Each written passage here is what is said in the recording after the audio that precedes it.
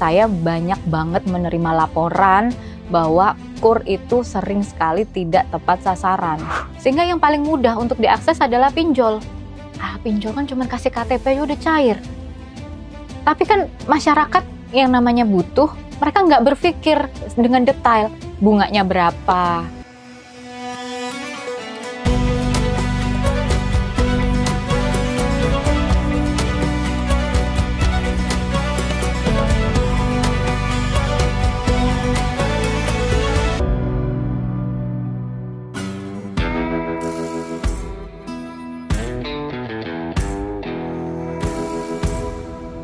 Iya, kalau saya lihat KUR ini kan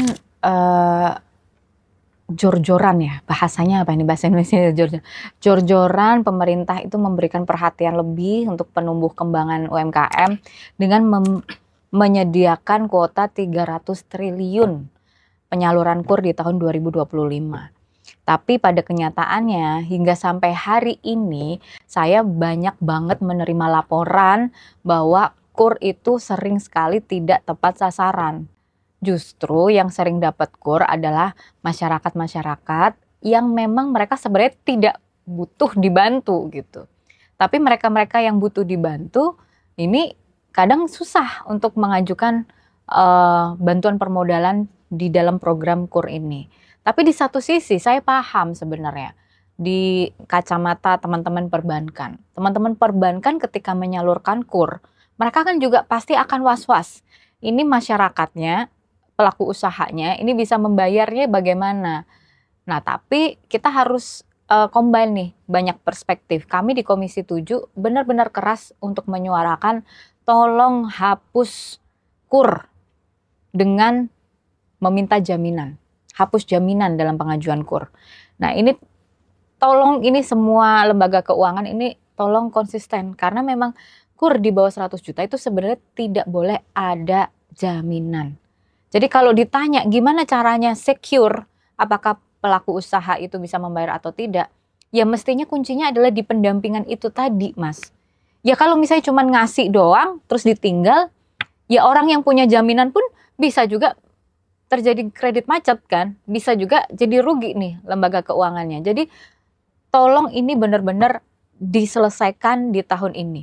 Jangan sampai masyarakat-masyarakat kecil yang harusnya bisa mendapat akses KUR ini tidak bisa mendapatkannya karena mereka tidak punya jaminan.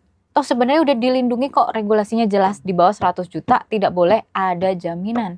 Tapi pada kenyataannya di lapangan nih pada minta-minta jaminan. Nah ini yang kita harus kritisi, kita harus tegaskan ke lembaga keuangan atau nanti akan ada punishment tersendiri nih dari DPR RI. Apa yang baiknya kita lakukan untuk menegur lembaga-lembaga keuangan tersebut.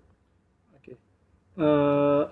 Ibu pernah berstatement, jangan sampai pelaku-pelaku usaha ini malah udah ada KUR, malah ada pinjol juga, gitu kan? Nah itu enggak, jadi maksudnya gini, masyarakat UMKM kalau nggak bisa mengakses KUR, mereka harus kemana lagi untuk mendapatkan akses bantuan permodalan? Di KUR susah banget. Terlalu jelimet, kadang diremehkan, kadang ya bla bla bla, banyak banget lah aturannya. Sehingga yang paling mudah untuk diakses adalah pinjol. Pinjol kan cuma kasih KTP ya udah cair.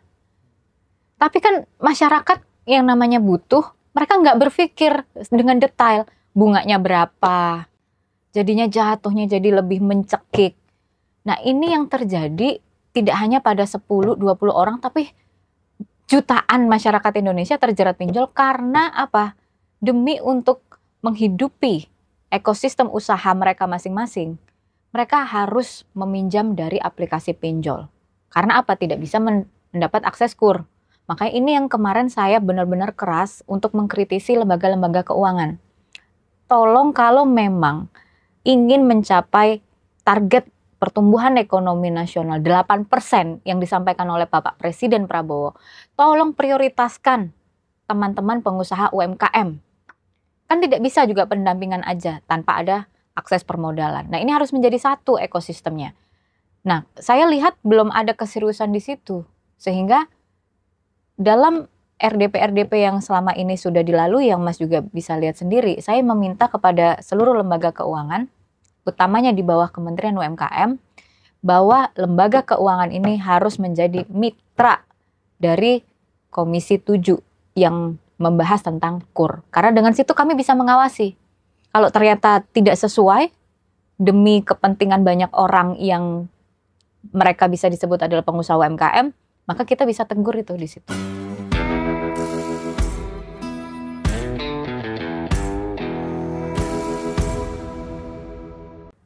Kalau di dapil saya, kemarin saya cek data dan lain sebagainya, ya ada sekitar 30% lah yang memang belum bisa mengakses KUR. Tapi kita harus bersyukur ya, karena ternyata ada PNM yang tidak hanya bisa memberikan permodalan, tapi mereka bisa mendampingi juga, mengajari masyarakat, pelaku usaha untuk bisa bagaimana menjual, untuk ya bla bla bla yang diperlukan lah untuk teman-teman pelaku usaha. Nah, saya meminta lembaga-lembaga keuangan ini at least setidaknya seperti PNM. Jadi tidak hanya menyalurkan tapi juga mencari mitra untuk bisa menjadi pendamping bagi pelaku usaha. Dengan begitu kan pelaku UMKM pasti bisa membayar dan kemudian lembaga-lembaga keuangan juga pasti akan secure bahwa uangnya akan baik-baik saja.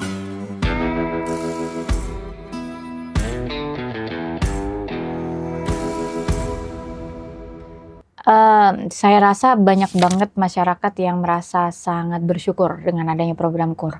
Jadi memang KUR ini satu-satunya program yang menurut saya dampaknya dapat dirasakan oleh masyarakat itu langsung gitu. Tapi saya menggarisbawahi bahwa kalau tidak ada pendampingan, kuncinya itu di pendampingan. Itu KUR bisa jadi belanja konsumtif bagi masyarakat.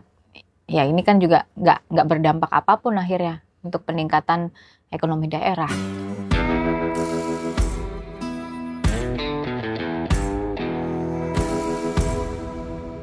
Ya, pertama kenapa susahnya itu kita harus kasih tahu, kita harus mencari tahu dulu gitu. Apakah memang produknya itu tidak terjual karena memang ada efisiensi anggaran. Jadi tadinya serapan belanja pemerintah beli hasil-hasil produk UMKM ini tadinya 70%, sekarang nggak ada sama sekali, sehingga mereka memang menjadi double bebannya ya. Kedua, kita harus tahu kenapa dia nggak bisa membayar. Jangan-jangan KUR ini tiba di kantongnya dia tidak untuk usaha, tapi untuk konsumtif. Nah, rata-rata yang terjadi seperti itu, makanya mereka nggak bisa bayar dan gagal bayar dan banyak banget. Nah, ini memang harus dimitigasi dengan serius. Maka kembali lagi ke masalah data. Kita harus benar-benar very secure about data. Kita harus tahu siapa pelaku usaha yang memang benar-benar sehat usahanya, dan kemudian kita bisa berikan bantuan KUR itu. Jadi sebenarnya kalau memang lembaga keuangan itu takut pelaku UMKM-nya nggak bisa bayar, jangan dong diminta ini jaminan. Kalau memang mereka nggak punya jaminan,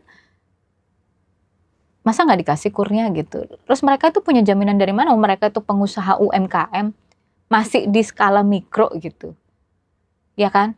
Ya tinggal bagaimana dilihat nih valuasinya, dari berapa banyak pemesanannya, ya kan? Dari berapa besar potensi usaha ini bisa dikembangkan lagi. Nah, ini menjadi gotong royong semuanya. Jangan hanya pelaku usaha itu menanggung bebannya sendiri. Kalau enggak, buat apa ada pemerintah? Negara kan memastikan kehidupan masyarakat bisa diurus bersama-sama gitu kan. Maka saya berharap KUR ini tidak hanya menjadi bantuan keuangan, tapi setiap lembaga keuangan itu mengambil peran untuk bisa menaik kelaskan UMKM ini. Jadi ibarat kata kalau kita mengenal venture capital, beda dengan angel investor ya. Venture capital ini memberi bantuan permodalan, tapi juga mempush agar usaha ini bisa naik kelas, bisa berkembang. Nah itu dong, itu belum dilakukan sama sekali. Nah itu yang menjadi garis bawah. Kalau memang belum bisa connect dengan venture capital atau hanya segelintir UMKM saja, usaha mikro menengah yang bisa connect dengan venture capital, at least lembaga-lembaga keuangan jadilah venture capital yang memberikan bantuan permodalan dan juga mempush usaha-usaha agar bisa naik kelas.